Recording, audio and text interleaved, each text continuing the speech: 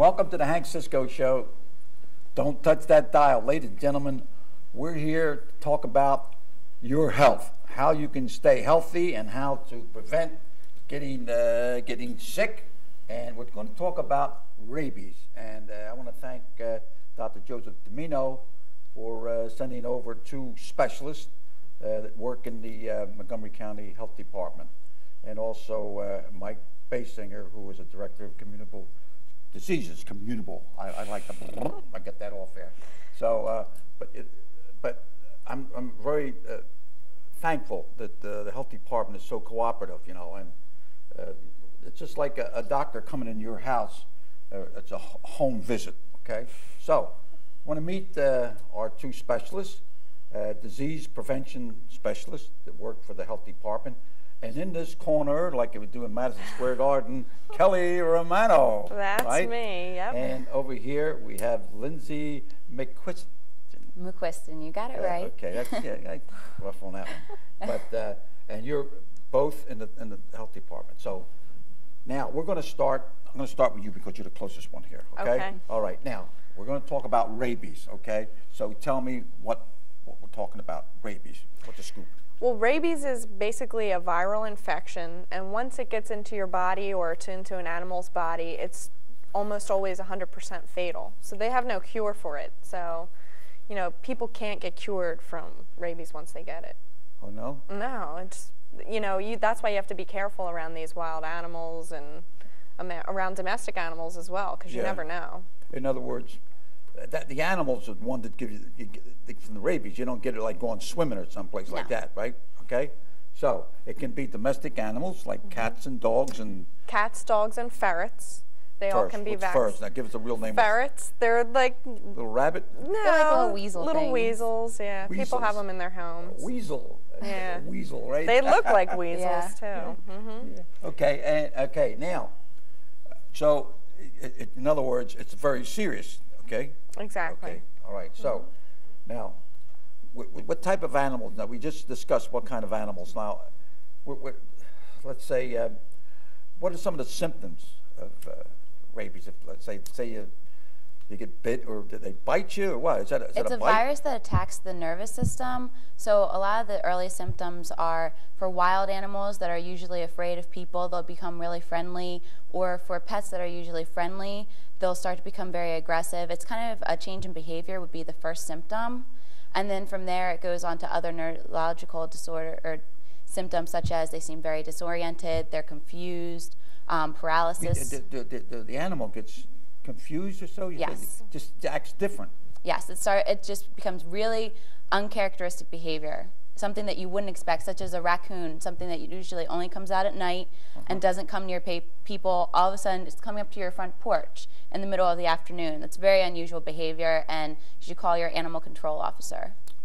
Yeah, okay, call the animal control officer. Now, would that be the police department, the control, or you call the health department, or, you know, we're talking about, I'm a former policeman in Norristown, and we used to get a call, there's a skunk under the porch, or there was a muskrat or a raccoon or something was underneath the porch, you know, and the only thing we had was a shotgun or a pistol, you know, and then there's hope that they didn't spray you, you know. So that was a problem.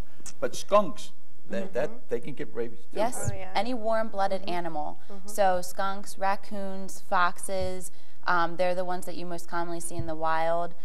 Bats as well. Yeah. Okay. So now let's say that one of these rabies animals bite. What are some of the symptoms for a person? Well, people normally, it can take probably quite a while before someone would develop symptoms, maybe 2 weeks, a little bit longer than that. They don't really know what the incubation period in humans is. It can be 2 weeks or it can be over a year. So really... in other words, it just lays in there until... Yes, but the best thing to do is if you think that you've been bitten by an animal, regardless of, you know, whether it was a domestic animal or if it was wildlife, if it's domestic, if we can actually physically watch that animal for 10 days, you don't have to really worry too much about it. But if it's a wildlife animal, we would like to test the animal for rabies. Because if we can't test it, then the only thing that you can do to prevent that is by getting rabies shots yourself. the rabies shots, where would you get them? Well, the only place that really administers them is the hospital emergency room. Okay. So that's the best place for someone to be able to get it. Unfortunately, when you do that, you have to wait in the ER to get those shots. So you really would have to wait a significant amount of time. And it is 5 different shots. The first shot is immunoglobulin, so that kind of prevents you from getting rabies in your body. And then the rest of them are vaccinations. And then you get them like a series of shots. You get them on the first visit, and then day 3, day 7, day 14, and 28. So it's 5 shots, and they don't give them to you in your stomach because a lot of people get upset about that. It's in your arm or in the side of What do you mean by the stomach? What do you get? People always call us and say, oh, you know, they're those shots you get in your stomach, and they're really painful. You usually get it in the backside, no? Yeah, no, it's in your arm, actually. So the first shot that they give you is actually where your wound is, wherever you were bitten. The closest Exactly, to it. closest to it. And then they give you the rest of the shots in your arm.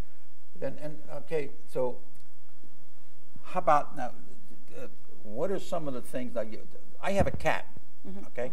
He's called Uno, that means one. I wanted to call him Primo, that means 1. But, and she, you know, pet and everything. But one time I just yesterday I think, and I was petting her, nice little situation. She snapped at me. I said, wait, come on, I didn't do nothing, you know. But I did, and that's it. And then she just went out to the rest of the day was okay, you know. One other time she went, and I remember, I think it was last year or so when Mike was here and he mentioned about, just like what you're saying about animals act different, you know. So that's why I watched it, but it was all right though, you know. As long as I guess every once you got mad or something. Maybe, we all get moody. Maybe you had indigestion or something. Yeah. Well, I mean, as long as you keep your cat up to date on rabies shots, that's the most important thing. It's the best way to prevent human to animal. Well, the rabies shot, where do we get them? Well, the best place, well, what we recommend is our rabies clinics in June. You can get them at any vet, but our rabies clinics are low cost and they're only $8 a shot. Oh, okay. So we simply give rabies vaccination, but it is a 3-year shot, so you're getting an $8 shot that lasts 3 years. Check it out. Then I got to check mine out. I don't know. My granddaughter, she works at the veterinarian with cats. In fact, she just got bit the other day. You know, nice cat. Yeah. What are you going to do? You know. I mean, it happens. It happens all the time. Right? So. Yeah. All right. Well, tell me now. The best thing to do, when in doubt, check it out. I guess that would be the best thing, right? That's right. And the check it out would be what? The phone call to who? Well, it depends on what the situation is. If you go to a doctor or a hospital to have them care for your wound, they're going to automatically report it to the health department, and then close relationship there. Yes, and they're required to report it to the health department, and then we'd call you to follow up. Now, if you don't go to the to an emergency room or to your doctor, then we would suggest calling the health department just to get some further advice what the situation is. Are you really at risk? Do we need to follow up? Now, what would cause my cat to get rabies? If he was out, get bit by another animal? Yeah. Is that the way they? The only way that the animal is really at risk for getting rabies is, let's say your cat was outside and he came in with a wound and you didn't know where it came from. So we obviously have to take that as, you know, maybe your cat got bit by a raccoon or a skunk and we don't know. Okay, good. So then in that instance, you know, we would be able to ask you to monitor your animal for the next 6 months, because it can take that long for your domestic pet to actually develop rabies. So really the only way for your animal, if it's an in-home cat or if you let them out sometimes, that's the only way, is actually to be bitten by a rabid animal. Yeah, well, in other words, I in town there's less chance, but somebody lives in the country where their animals Actually, roam. that's changing because a lot of neighborhoods are becoming more and more developed, and there's less places for these wild animals to go. So your pets are actually becoming more at risk in developing areas. And that's why, and also like deer. How about deer? Well, deer, no, they're not really at a high risk for getting rabies. So, I mean, there's other things that deer can carry that can transmit disease, but they're not really at a risk for developing rabies. The reason why I mentioned that is the people developing, and the deer don't have any place to go. You know? Now, I was reading an article or watching on TV about the bear. The bear, you know, they're going around, they're eating a lot, you know, a lot of domestic food going around, hitting everybody's garbage can. So more development and more opportunity for wild animals to exist, I guess you want to say. So, I mean, if you see one of those animals, you should definitely stay away from it, and you should teach your children to do the same thing, to stay away from those animals. I remember that movie I showed my children when they were small, Old Yeller. Oh, no. Remember that? Yes. Did everybody see that? Right? Yeah. And Yes, I think nice it's a requirement dog, as a child. And then the right? Mm-hmm. And that Rabies, what was it, a fox or some kind of animal remember. bit Yeah, it was Old so Yeller. Yeah. Did you ever see that show? I did see it. Oh, Long man. time ago. My kids keep asking that, Old Yeller. I'd like to see that again. That was great, you know. I cried, you know. That poor dog is real mad because he had rabies. I don't remember if they shot him or had to kill him or something. They shot him, but I mean, that's another thing too, is you can't test an animal for rabies unless you test the brain tissue, because that's the only part of the body that they can test. So, you know, you have to make sure that you really take care if, you know, you're an animal control officer or you're an officer and you're saying, I'm gonna, you know, put this animal down. You have to be sure that you keep certain parts of the body intact. Right, right. So, be on guard, right? If you have animals in the house, and maybe how about if you send them to a kennel? And who knows? Maybe they come back sick. I'm not accusing the kennels of being, you know, but sometimes different. They come back acting different because it's a different home and hearing different barks and whatever. I don't know. I'm not that much of an animal man, you know. Yeah. But you have a cat. You are a cat owner. That's right. Yeah. I didn't want a cat. And I don't want no dog, you know. We always had hunting dogs, and they were always outside. I never had animals in the house. My mother and father never did that, you know. But now, you know, it's a whole different ballgame. Mommy, or Daddy, I want a cat. I want a dog. You know, we had a little dog called Ralph. And he's around there chasing everybody. The mailman couldn't deliver the mail, you know. So, but he was, you know, one of them things, you know. But okay, now. How can we protect ourselves? What's the best protection? Well, staying away from the wildlife, like skunks, raccoons, anything. Don't stay away from the skunk. No problem. Groundhog, no problem. possum. No problem. That's right. Well, skunks, obviously. But if you see an animal acting differently or unusual, stay away from it. Stay away from those domestic animals that you don't know. And have your pets kept up to date on rabies shots, because that's obviously the best way to prevent them from getting the disease. Another thing would be if you see a bat in a living quarter. Bat. Yes, bats are also big carriers of rabies, and because their claws and their mouths are so small, it's very easily to be bitten one in your sleep and never even know about it. So if you find a bat in your home, it's very important to call and follow up on that, and we would probably recommend immediately you get the rabies shots, just because there's no way to tell if in your sleep you were bitten by this bat. Yeah. When in doubt, go just check it out, That's right. But that's good advice, you know, and that's, you know, we have, I keep bragging about our health department here in Montgomery County, you know. We have so many departments in each one, and then I've had them here with the what do they call that? West Nile. Right. We had, and then water pollution, you know, we had, and so, and each one is professional, top brass. We like to hear that. Yeah. And we don't mind you bragging about it. I wouldn't tell you, you know, it wasn't any good, I'd tell you too. But no, I'm very proud of, well, Montgomery County, we have a good police department, get everything good. That's right. So now, to get the most information about, you know, protecting yourself, your animal, and everything. Now? Let's go back and forth on this. Now, best place. Obviously, us contacting the health department. And we're going to put the screen number on our screen. I'm going to ask John Doyle, our director. And that's all you really need to do. If you contact us and say that you want information on rabies, we'll be more than happy to answer your questions. You know, your local vets, they can always answer questions. But, you know, we do have all of our recommendations in place, and we answer these questions all the time. Okay, now that's the corner of DeKalb and Fernand Street. Now, do you have other branches where the people from different parts of Montgomery County can go get a report or get assistance? Not for this issue, but we do, sometimes we'll be at health fairs. So, and even if we're not health What do you fairs, call that, a what? Health fair. Oh, health fair, okay. And then yeah. even if we're not there, a lot of other organizations might be with rabies information. So you can always check out if you have a health fair right down the street from you, just check it out. But I would recommend calling the health department first. Yeah, call them, and then and then health fairs,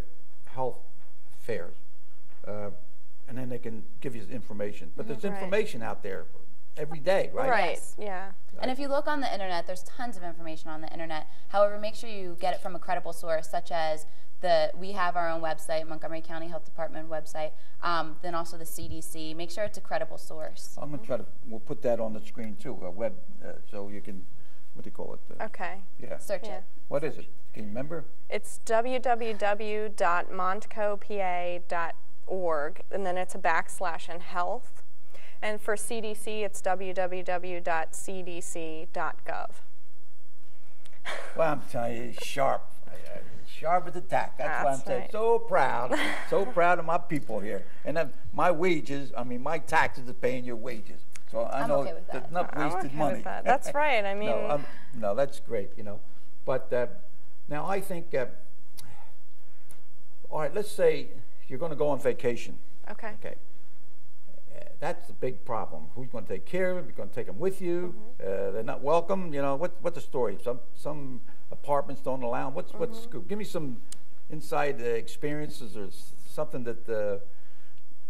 Well, I mean, basically, if you decide to take your pet along on a vacation, obviously it's good to have all of your information with you about rabies vaccination date, and to keep your pet on a leash is also a great idea, because you don't want it running around and biting people. Right. Now, if you decide to board your animal, the animal has to be up to date on shots, so that's one thing that's really important, is to keep them up to date. I mean, we don't really have any recommendations about who to go to or what to do, but obviously if you take your pet with you, you need to be responsible for that pet. You should know these basic things before you go any place. Oh, right. You should know, because you're home and you're protecting your family, your neighbors. Exactly. And, Make sure who's ever watching your pet is also is responsible, and make sure they have your vet information as well. Well, and it's just the same as if you were home. I mean, even if you're not on vacation in your home, you got to make sure that your pet's not running at large in the neighborhood, because that's kind of illegal in some places. You're not supposed to have them out. Sometimes your neighbor might have a dog that's acting up or so, and you don't want to be an unfriendly neighbor, but when in doubt, check it out. Check it out and give a call. I think that maybe you're doing somebody a favor, because the people love the animal and they don't realize that the animal needs help. That's because right. Their love overwhelms their whatever. So that would be, would the health department come and check that out? Or how does that work? Well, is there a dog catcher? We used to have a dog catcher in Norristown when I was a policeman. Right. And he used to, the stray dogs, he used to get $4 for every dog. And he had a dog pound down on the Blue Mill. And I understand there was rumors that he would get the dog, get $4, and then he would let him go and catch him, and he would get $4. Right. And they didn't have that many dogs at the end of the month to get paid. We didn't have that many dogs in Norristown. But that's another story. But I don't know whether they had rabies or what. But so go ahead. You're going to have to restate the question. I got caught up in your story there. Basically, what do we do if there's a stray running around? Right. Well, a lot of townships have animal control officers, so you would call the police and get transferred to the animal control officer. And if not, like the health department. Animal control, is that the SPCA or is that separate? No, that's something, they actually work for the police departments. And it depends on townships. Some townships have them and some townships don't. So you'd have to call your police department and find out. In other words, individual towns have animal control. Exactly. Yes. Yeah, I think we have one in Norristown too. They used to have one in Norristown, and now he's since gone. So there really isn't. They don't have it anymore? Yeah, there really isn't. That's right. That's right, because I remember this. Yeah, because one time I called him about something, and he was working part-time, and he didn't get the call because I left a message. There's a select few animal control officers in Abington Township. Lower Pottsgrove has an animal control officer, as well as like the Pottstown area. There's a couple. but there's not that many. And the only way really is, like Lindsey said, just to contact your police department. And I mean, if you get bit by someone's dog, it's always best to have a police report on it. We're hearing a lot about the pit bulls. Yeah, pit bulls, and you know, I don't know. I think of a relation of mine or something was saying the neighbor has a pit bull and she's roaming around. He said, look, you know, the reputation they have. You know? And the guy's, no, he's all right, he's all right. So I don't know what you do. I don't know, at the township, I don't want to name the township. Right. I don't think they have a dog patrol. But I see on TV, New York City, they have it. I was just saying how many millions of people they have and how many SPCAs, but they only have like 26 control people in the whole city. Right. You know, and there's a lot of animals. I mean, in Central Park, people walk them. I know I used to live in New York, and everybody walking the dog in Central Park. But you're right. And if you watch that, I think it's on my channel, I guess 77 Northtown, and it's all about animals and the animal controls, you know, and some sad stories about some of these people that keep dogs and cats and animals, you know, and don't take care of them. Say. And that can cause a problem, right? Yes. Yeah. You definitely have to be a responsible pet owner. Obviously, if you're going to have a pet, you need to know that that is your responsibility. You're going to have to feed it. You're going to have to take it out. You're going to have to watch what it's doing. You know, you can't just let it wander around biting people. And make sure she gets the shots. Yes, make sure that. I have a canary. Now, is there any problem with the canary? I mean, no, your canary is perfectly safe as long as your cat and canary get along. She bites, you know, so there's no chance of being no birds. Not from birds. Okay, you know, and you know what her name is?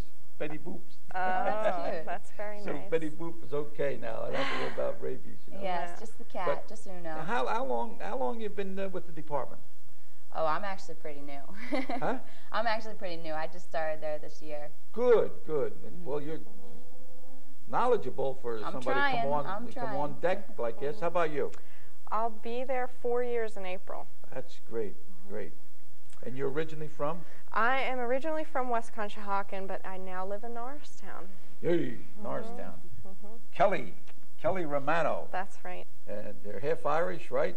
Or all Irish? All Irish. Well, I should have had you on my my St. Patrick's Day. Hey, I could have done the jig for you. You sing a little? I don't sing, but I can do Irish step dancing. So. Oh, good. We had some on our program here. All right, how about you? Where you from? I'm from over in Trooper area, so I'm not that far either. Where? Trooper. And what school did you go to? McQuiston. Oh, yeah? Yeah, once upon a time. Yeah. I have my grandchildren go to McQuiston now. Good school. That's a good school. Lower Providence. And so, well, what caused you to, not caused you, but why did you go into the health department? Well, actually, I started out doing my internship there earlier this semester, and then I was hired as a disease intervention specialist, and I'm kind of working for all the women out on maternity leave right now because I was already doing the job. So what's the future? What do you I'm actually an ROTC, and I'm going to commission as an Air Force officer in 2007. Whoa, run down a little too fast for me now. You what? I'm in ROTC. It's a Reserve Officer Training Corps. Yeah. And I'm commissioning in 2007 upon completion of my master's up at Westchester University. What rank you got? Right now, I'm just a cadet. Oh, just a cadet? Yes. And you get your training, what do you train? Down at St. Joseph's University twice a week, and then I go to school 3 days a week at Westchester, and then I work at the health department 5 days a week. So. You're doing a lot of bobbing and weaving. I like to bob and weave. All right, come on, how about? Well, I've been there because I just wanted the experience and to learn all this information, and I originally started out in HIV prevention, but have since moved on to everything else. So I'm in Westchester for my master's now, and. And what do you want to wind up doing? Ultimately, I don't know. I don't know what I want to be when I grow up. You know, it's. Grow up. What do I know? I don't know anything. You know, I'm not real sure. Well, that's good. I just want to get the experience and kind of look and see what's out there. You know, I never dreamed I was going to be a policeman. I was a policeman for 24 years, then I became a county detective, and I never dreamed that I wanted to be a policeman, but it just, you fall into it. Who knows? You might be studying, want to become an animal doctor or something. I don't know. what do they call them, veterinarians or so? Is that Yeah. what they call them? Well, let me tell you, I really enjoyed this half hour, okay? Me too. And Same. to talk to you, and I feel that we're in good hands, and I've said that from the time I had Dr. Domino here for the first time, that we have a good health department, and I'm very happy that sitting in the audience over there is Mike Basinger. You know, he's our right-hand man, and I just want to thank you for coming here. Thank you for having us. And exchanging and giving us ideas. And so let's, alla salud. It's all water. It's Salute. Schuylkill punch. Alla salud. Yeah. Ladies and gentlemen, thank you very much. Delicious. And for allowing us to come into your home. And don't forget, check it out now. If your animal or pet is acting up, acting goofy or something like that there, check it out. When in doubt, check it out. Okay? Keep bobbing and weave, and thank you, and God bless. Alla salud again.